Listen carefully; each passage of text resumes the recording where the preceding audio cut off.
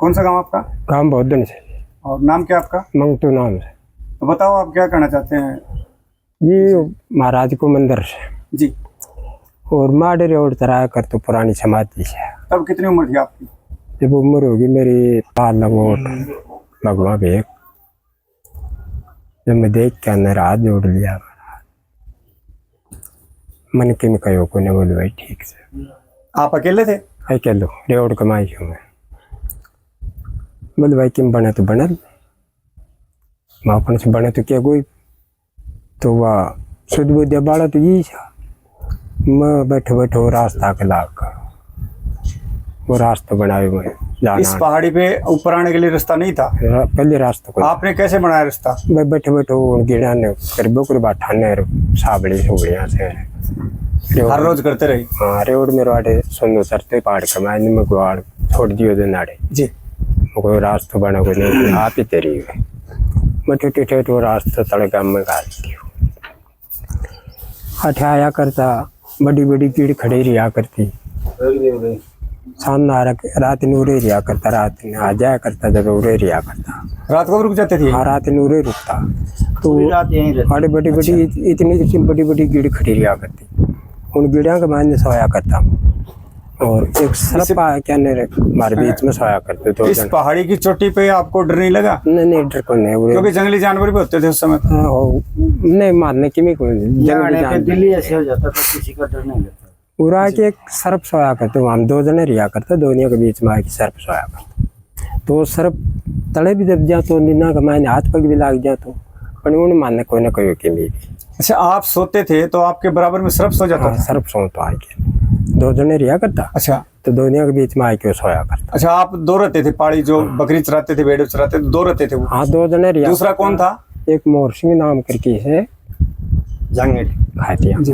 आप दोनों सो जाते थे? हाँ, और बीच में सर्प आके सो जाता? हाँ वो बाबा को भगत से वो कोपर में नौकरी करा करते, पर रात ने मंगलवार ने सोमवार ने आ जाया करता हम दोनों। ऐसा तो नहीं है कहीं आप ये जो सर्प वाली बात बता रहे हैं आपके बीच में सो जाता था, ये बात झूठ निकले?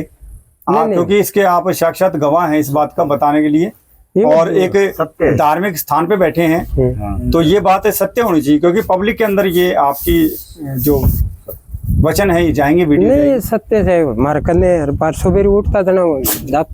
तो साथियों आप देख रहे हैं बाबा बता रहे हैं अपने जीवन के बारे में। इसी पहाड़ी पे ये आते थे और इनके बीच में सर्प सोते थे, लेकिन इनको उस सर्प ने कुछ भी नहीं कहा। हाँ। और पूरी कहानी आप गौर करके सुनिएगा। तो बताइए बाबा। सुबह उठता था ना हमारे साथ उठ के चले जाता हम, कौन कहता उनके लिए। हाँ माँ था सोमवार ने मंगलवार ने सवेरे दियो करके अंदर चले जाता जी। वो आपकी ड्यूटी पे चल जाए तो मैं मेरा रेवड़ में चले जाता। फिर वो गलो बन गो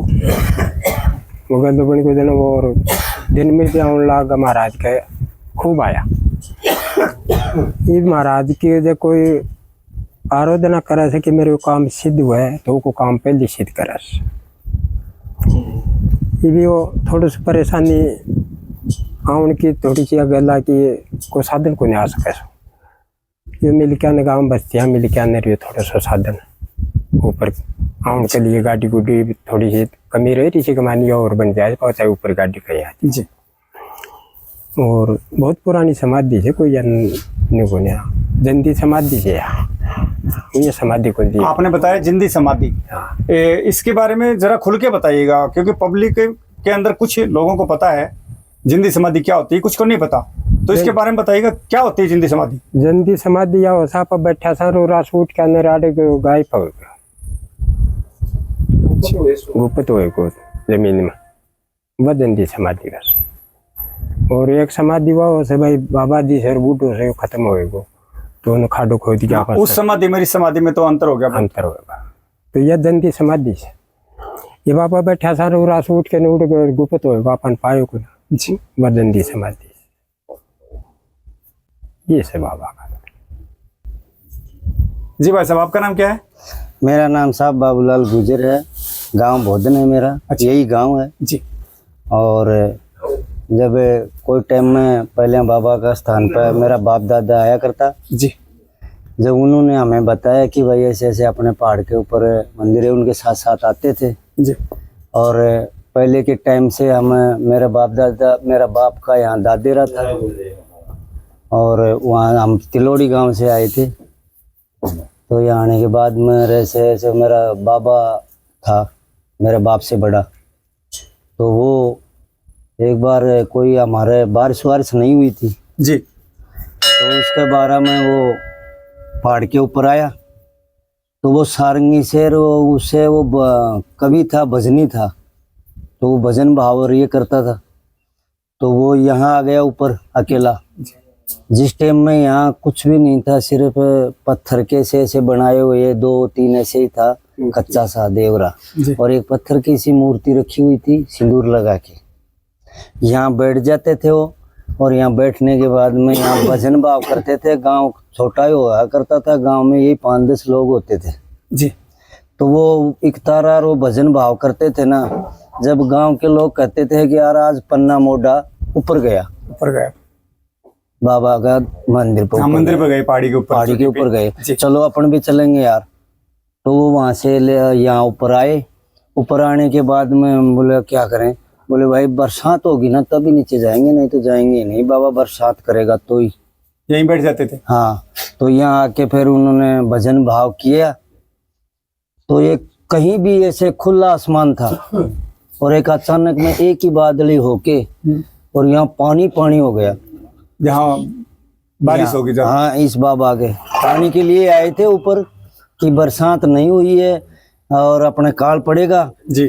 तो अपन जय हो, तो अपना बाबा के पुरजों को बताई हुई है कि भाई कोई भी काम होता है वो बाबा का दर्शन करो और इसका रोट और प्रसादी करो, तो बारिश हो जाती थी। अच्छा, रोट प्रसादी में हम पूछना चाहेंगे, जैसे रोट में इसके अंदर क्या देते हैं प्रसाद में? प्रसाद में चूरमा जी, लड्डू चूरमा पतासा, मीठा प्रसाद कोई? हाँ, मीठा प्रसाद। भंडारे के अंदर तो भंडारे के अंदर चूरमा बूंदी जी। हाँ, भंडारे में। अभी आगे बताइए। तो तब वो आए ऊपर, वो उनको वो बरसात हो गई। बरसात होने से वो नीचे गए जदे से, तो हम भी इतने जागरूक हो गए थे, छोटे छोटे थे कि भैया यहाँ बारिश हो गई। तो उनके पीछे पीछे हम भी ऐसे चलते रहे कि भाई यो बाबा तो अपना कीमती है। और बाद में हमने सब थोड़े हम प्रसादी लेके आते रहे। उसके बाद में मैं एक गाड़ी का ड्राइवर हो गया सब। कितनी उम्र में आप गाड़ी चलाने लगे थे? मैं चलाने लगा था गाड़ी में सब 16-17 साल की उम्र। गाड़ी आप चलाने लगे थे? हाँ जी। शिक्षा कहाँ तक ग्रहण किया आपने? पढ़ाई करी मैंने 7-8 ही की। 7-8 करने के बाद में मैं गाड़ियों के साथ, ट्रकों के साथ चला गया था। फिर मैंने गाड़ी सीख ली 1-2 साल में। अभी आपके पास कितने बच्चे हैं? अब मेरे बच्चे हैं 2। तो आप गाड़ी पर ही निर्भर हैं? हाँ, गाड़ी पे निर्भर हूँ मैं सर। तो मेरे पास मैं ड्राइवरी करता था तो कोई रुपया का बीड़ी का भी काम नहीं था। छान पर मेरे कच्चे मकान थे, कोई झोंपड़ी सी की थी। तो मैं भी सोचा दुनिया देख रहा हूँ बाबा, मेरे को भी गाड़ी दिलाओगा। आप किसी के अंडर में काम करते थे गाड़ी चलाने? हाँ जी। और हम बात करेंगे अंडर वाला छोड़ के, क्योंकि अभी हम जनता को दिखाएंगे जो आपने पीछे बैकफुट आपका हो चुका है उसको छोड़ के अभी आप किस लेवल पे हैं और किस लेवल से आप आगे बढ़े, ये बताइएगा। अब सब उसके बाद में मैंने बाबा से मंगत मांगी, पीछे पड़े कि बाबा और तो मेरे पास कोई चारा नहीं है और मैं एक ड्राइवर का कार्यरत आदमी हूँ, तो जय हो तो मेरे को भी कोई गाड़ी का मालिक बना दे, तो बाबा तेरी गुण गाऊं, मैं तेरा भगत हूँ। सच में कहा? हाँ, सच में, मन से या यहाँ आके? सत्य बाबा ने, सत्य कि मुझे भी गाड़ी दिला। हाँ जी। तो मेरे धीरे से भगवान ने 11 में मेरे को गाड़ी दिला दी। आज 11 से आज तक मेरे पास 18 पहिया का ट्राला है, कोई दिक्कत नहीं आई, कोई कुछ नहीं आई। फ्री भी हो गया, 2 बार फ्री हो गया। आपकी पर्सनल गाड़ी हो चुकी है? पर्सनल गाड़ी हो चुकी है अपनी, और इसी के नाम पे चलता हूँ, इसी के नाम से होता है काम भी। मेरे बच्चे भी इसी के कारण से ही चल रहे हैं और मैं भी इसी पे, सब काम मेरा तो इसी पे निर्भर है। बाकी बस्ती का तो है ही है, तो मेरा तो इसी पे निर्भर है सर, और कुछ नहीं। ये जो आप दोनों ने जो बात बताई, बाबा ने बताई, आपने बताई, ये आपकी सच्ची कहानी है बाबा? हाँ, ये सच्ची कहानी है जी। क्योंकि ऐसा ना हो कि जनता इसे वीडियो के माध्यम से देख के भ्रम में पड़े। नहीं, हमारा कहने का मकसद ये है। नहीं, ये आपकी जो कहानी आपने बताई ये बनी हुई है आपके? बिल्कुल बनी हुई थी, सत्य में बनी हुई है।